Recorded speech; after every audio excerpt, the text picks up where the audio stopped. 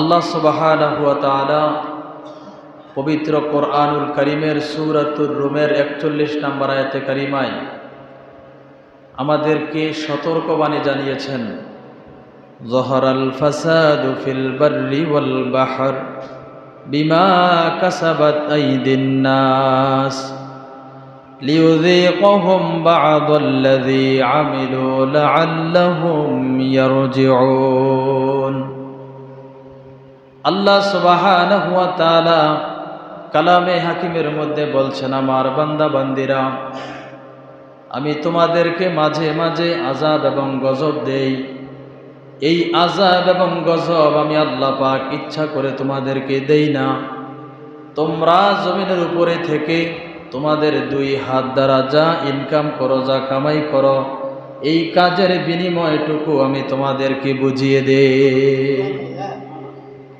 মানুষ যত পাপ কাজ করে, অপকর্ম করে, এই পাপ কাজ অপকর্মের সতর্কতা জানিয়ে রব্বে কারীম মাঝে মাঝে আযাব এবং গজব দান করেন। নেপালে সংঘটিত ঘটনার পেছনে রয়েছে একটি ভয়ঙ্কর কাজ। সেটা হচ্ছে, এই সাম্প্রতিক সময়ে নেপালে হিন্দু এবং মুসলমান দাঙ্গা চলছে। ওই জায়গায় হিন্দু অধ্যুষিত এলাকা, তারা মুসলমানদের উপর অত্যাচার জুলুম শুরু করেছে। নেপালে মুসলমান একদম অসহায়। হিন্দু এবং বিধর্মীদের সংখ্যা নেপালে সবচেয়ে বেশি। মুসলমানদের ব্যবসা বাণিজ্য, মুসলমানদের উপর অনেক অত্যাচার অবিচার করেছে হিন্দুরা। এই অত্যাচার অবিচার চলমান থাকা অবস্থায় আল্লাহ সুবহানাহু ওয়া তাআলা নেপালে দিয়েছেন ভয়ঙ্কর একটি দুর্যোগ। যেখানে অসহায় মানুষ থাকে, এই অসহায়ের পক্ষে যিনি থাকেন তিনি কে? আল্লাহ। এখান থেকে আমরা ভারতের হিন্দুত্ববাদী উগ্রবাদী রাষ্ট্রকে আমরা সতর্কতা জানাতে চাই, আল্লাহ রাব্বুল আলামিন ছাড় দেয় কিন্তু ছেড়ে দেয় না।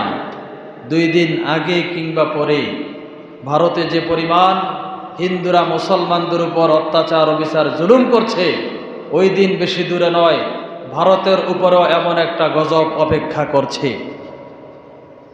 আমরা বলবো, আল্লাহ রাব্বুল আলামিন যেন আমাদের সকলকে বুঝার তৌফিক দান করে। সম্মানিত হাজিরিন, আল্লাহ সুবহানাহু ওয়া তাআলা মানুষের একটা চরিত্র নিয়ে আলোচনা করেছেন। সূরা ইউনূসের 12 নম্বর আয়াতে কারিমায় আল্লাহ পাক মানুষের চারিত্রিক বৈশিষ্ট্য কি এ নিয়ে আলোচনা করছেন। আযাব এবং গজব আসলে আমরা কি করি, আর আযাব এবং গজব চলে গেলে আমাদের চরিত্র কি হয়, এটা নিয়ে রব্বে কারীম আজ থেকে ১৫০০ বছর আগে আমাদের পেয়ারা নবী মুহাম্মদুর রাসূলুল্লাহ সাল্লাল্লাহু আলাইহি ওয়াসাল্লামের কাছে ওহী নাজিল করেছেন।